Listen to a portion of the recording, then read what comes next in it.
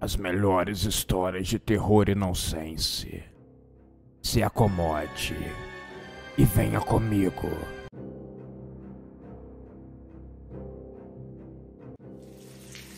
Desde muito jovem, Paolo cresceu vendo os supostos milagres do padre da pequena igreja. Ele era muito popular e procurado por diversas pessoas, com as mais estranhas e esquisitas doenças. Diziam que ele curava pessoas e fazia outros tipos de milagres, como salvar plantações de inundações e pragas, salvar casamentos, trabalhos de exorcismo, entre outras pequenas e grandes coisas.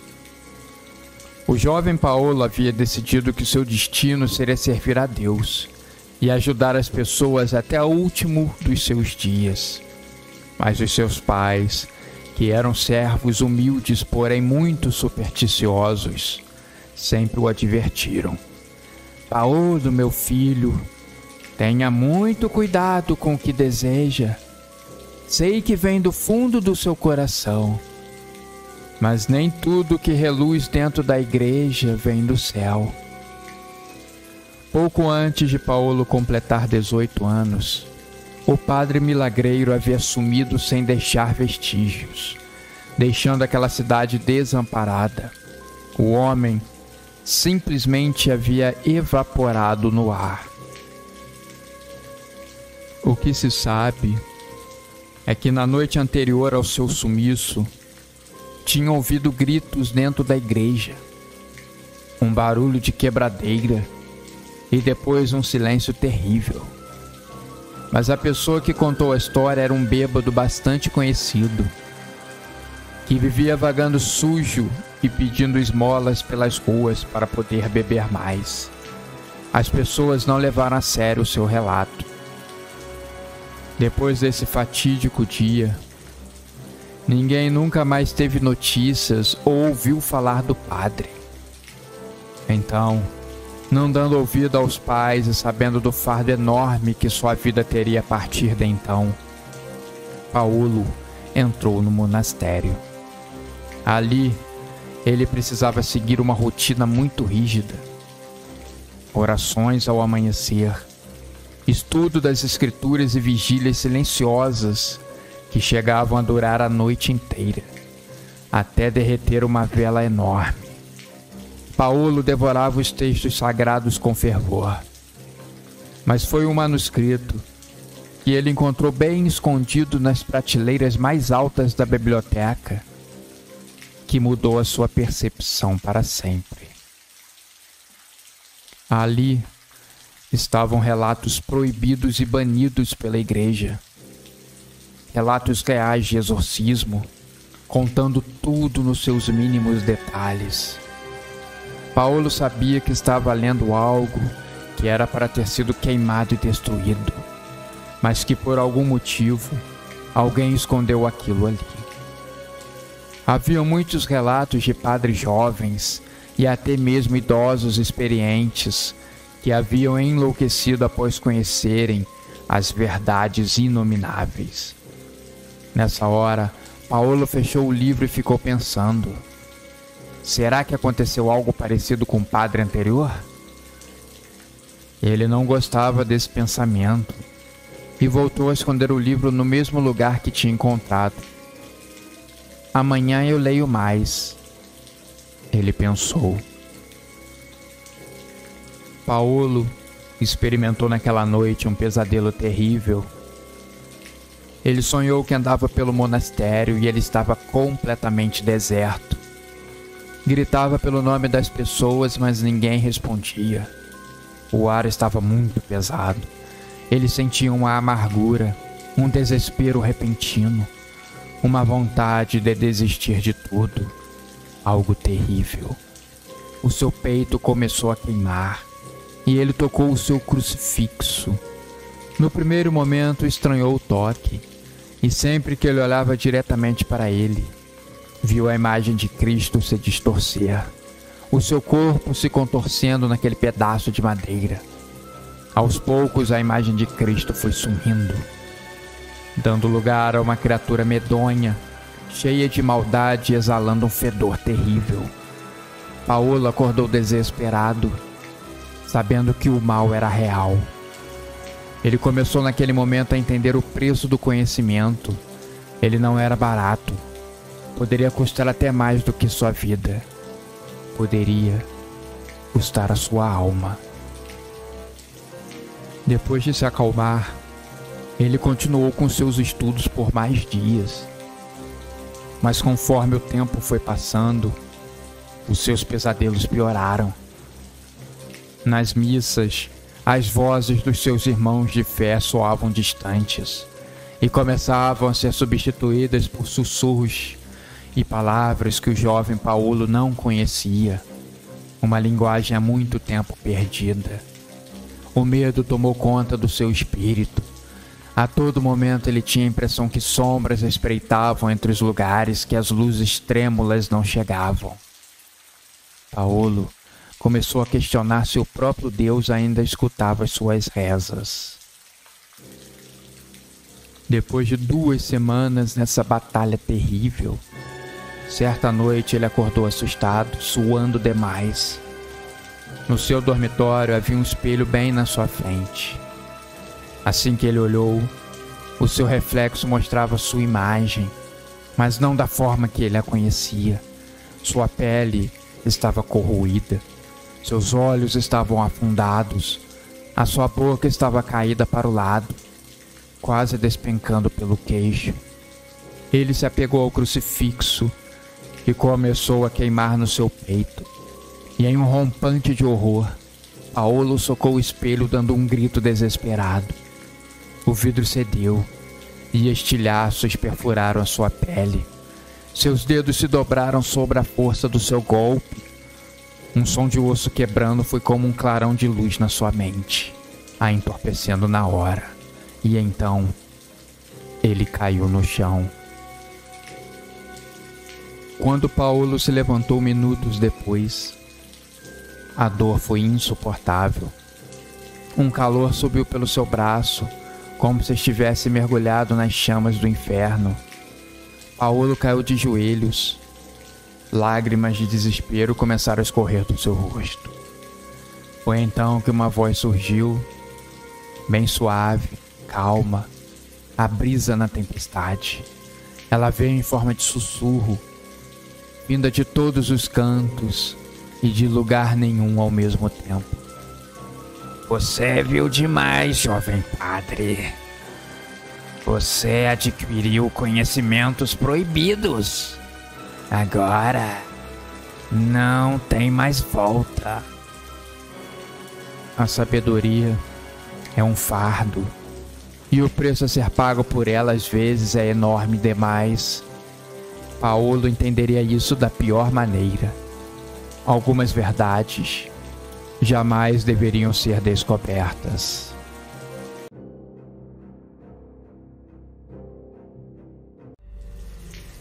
Eu cresci em uma família muito rígida e religiosa. Me obrigavam a tarefas que eu odiava executar. Acabei crescendo avesso a coisas religiosas e espirituais. Poderia dizer que eu era cético, mas até certo ponto. Eu acreditava em Deus, como uma figura responsável pela criação de tudo que vemos no universo, mas não uma figura que poderia determinar o que faz ou não da vida, podendo te punir ou agraciar conforme as suas vontades. Nesse Deus eu não acreditava. O pior perigo que podemos enfrentar nas nossas vidas é o da sugestão, manipulação. As pessoas nos obrigarem a fazer coisas que não estamos preparados, nos falar coisas que não queremos ouvir. Isso sim é terrível. Me formei em literatura clássica e me propus a começar a escrever livros. Um deles, que eu falava sobre charlatões dos fenômenos tidos como paranormais, eu acabei ganhando muita fama e dinheiro, podendo viajar o mundo em busca de mais histórias para os meus próximos livros. Meu nome estava no topo dos mais vendidos. Marcus Oliver, o escritor. Como isso soava muito bonito. Um dia, entrei em contato com o Vaticano. Eu estava interessado em escrever um livro sobre experiências de exorcismo, do passado até os dias de hoje. Sei que com o avanço da medicina, descobertas de novas patologias para os casos da mente, o exorcismo caiu um pouco no esquecimento do imaginário popular. Mas eles ainda aconteciam, e eu queria estar por dentro de tudo. Fui designado a acompanhar um grupo de padres que viajavam por toda a Europa em busca de resolver o problema com as possessões. Eu era autorizado a acompanhar eles. Poderia gravar o áudio, mas não as imagens. Topei o desafio e comecei a ir com eles. Tome cuidado, Oliver. As coisas que você vai ver talvez não esteja muito preparado. Tenha muito cuidado. O demônio é ardiloso.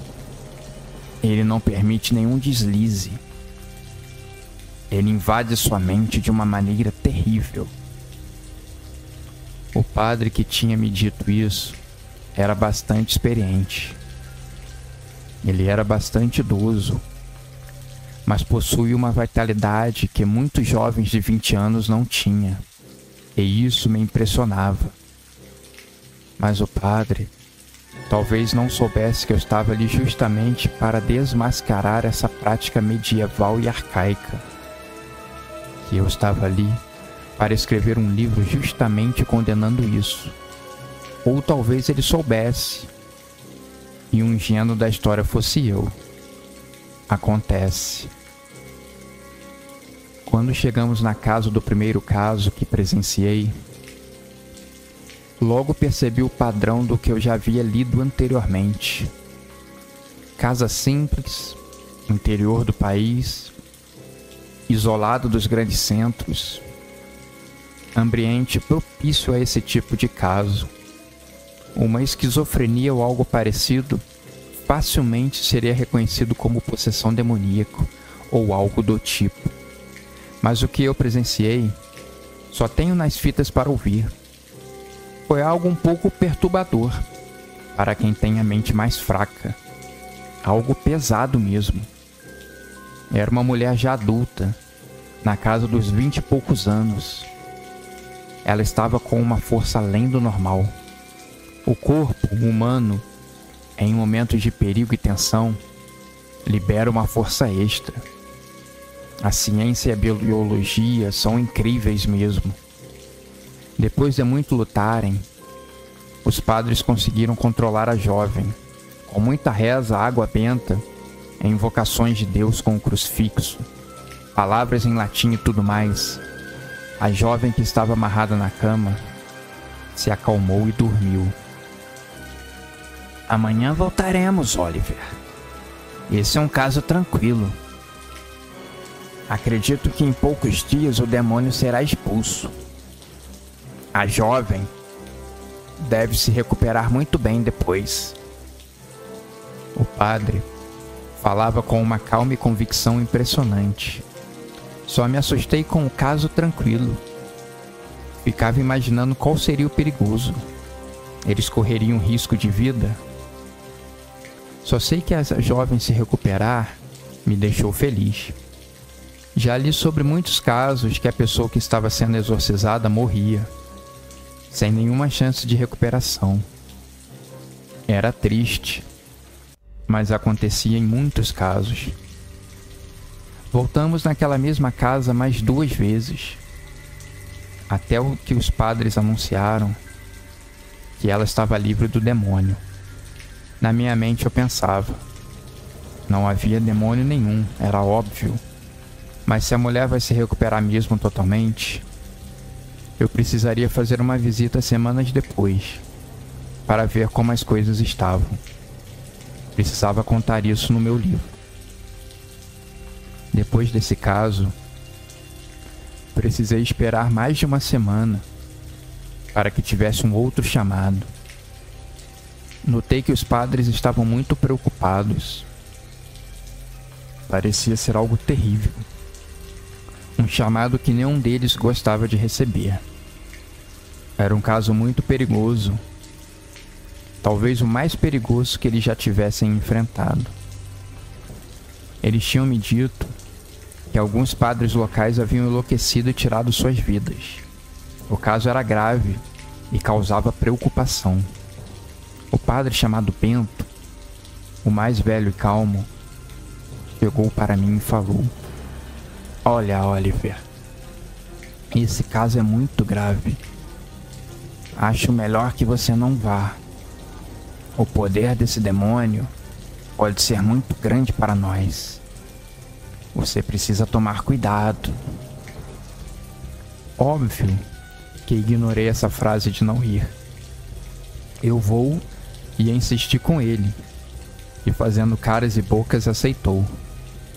Afinal, um grande caso assim seria muito interessante para o livro. Não poderia perder essa chance. Chegamos até o típico fim do mundo. Uma casa pequena, isolada dos grandes centros, como eu havia falado anteriormente. É sempre nesses lugares, com raras exceções. Quando chegamos, o padre Bento me deu o alerta. "Não ouça nada que ele te disser. Não deixe ele se aproximar muito de você. Tome bastante cuidado." Ele falava me olhando, com aquele rosto firme de bastante conhecimento. Até quem não acreditava nessas coisas ficaria arrepiado, como eu fiquei. Entrando na casa, fomos recebidos pelos pais do garoto que estava possuído. Ele devia ter no máximo 6 anos e aparentava estar normal. Ele deu bom dia assim que entramos. Os padres pediram que eu ficasse afastado. Eu vi que eles estavam muito tensos e preocupados. Mas todo exorcismo, marquei no relógio que ficamos 2 horas ali dentro. Foi bem tranquilo. A criança ouvia tudo calada. Falava poucas palavras. De vez em quando, os padres colocavam um pouco de água benta na sua testa e no topo da sua cabeça. Falavam muitas palavras em latim. Acho que nada fora do normal, do caso que eu havia testemunhado anteriormente, com a grande exceção que esse estava bem tranquilo. No outro, a mulher estava muito agitada e queria brigar. Quando terminaram, os padres anunciaram para mim que ainda demoraria muitos dias para terminar e que talvez a criança não sobrevivesse. Eu olhava intrigado para a situação. A criança parecia completamente normal. Mas quando eu me projetava para fora da casa, o mal aconteceu. E eu senti realmente na pele do que o padre Bento tinha me alertado. A criança agarrou meu braço e com uma força brutal começou a sussurrar no meu ouvido. Ele contou todos os traumas, brigas e problemas que eu havia passado na minha infância. Coisas que eu nunca contei a ninguém. Como aquela criança sabia daquelas coisas? No final, ela me disse que só a morte curaria as feridas. Quando saí cambaleando da casa, Padre Bento sabia que eu precisaria de muita ajuda também. O demônio havia me abalado. Eu também talvez tenha sido possuído. Naquele momento, estava desesperado no carro e só pensava em morrer. Os padres correram comigo e me trancaram em uma sala vazia. Nos próximos dias que se seguiram, quem foi exorcizado fui eu. No final, eu sobrevivi para poder contar essa história, e o meu próximo livro não foi alertando sobre o charlatanismo do exorcismo. Foi contando ao mundo que aquilo era real e funcionava. Usava o meu caso como exemplo. O mal pode estar escondido onde nós menos esperamos. Talvez a tranquilidade traga todo o caos necessário.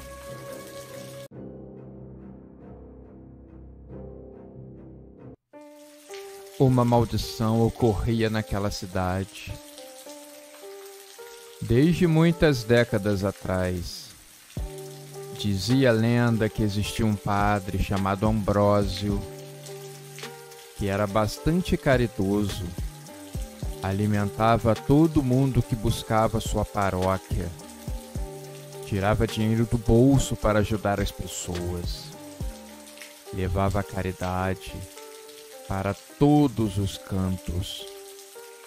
Em noites de Natal, ele passava pelos cantos mais pobres da cidade, levando brinquedos e doces para as crianças.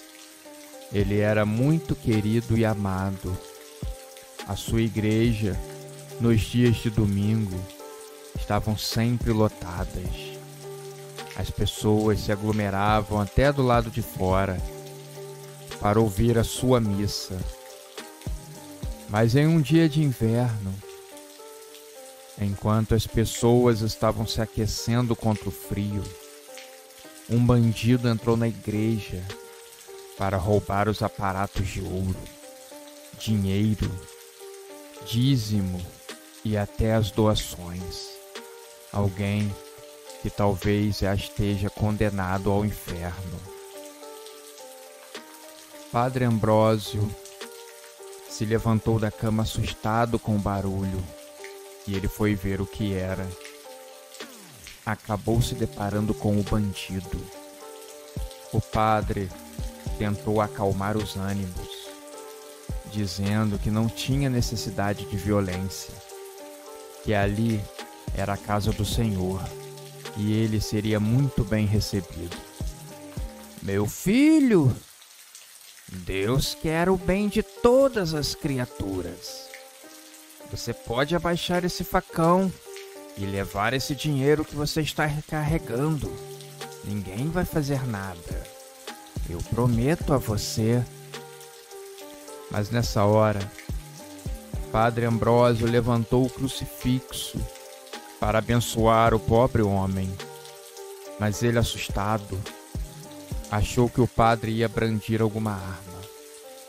E sem pensar duas vezes, ele desceu o facão na cabeça do pobre padre, que caiu morto na hora, com o crânio rachado em dois. O homem fugiu da igreja sem levar nada.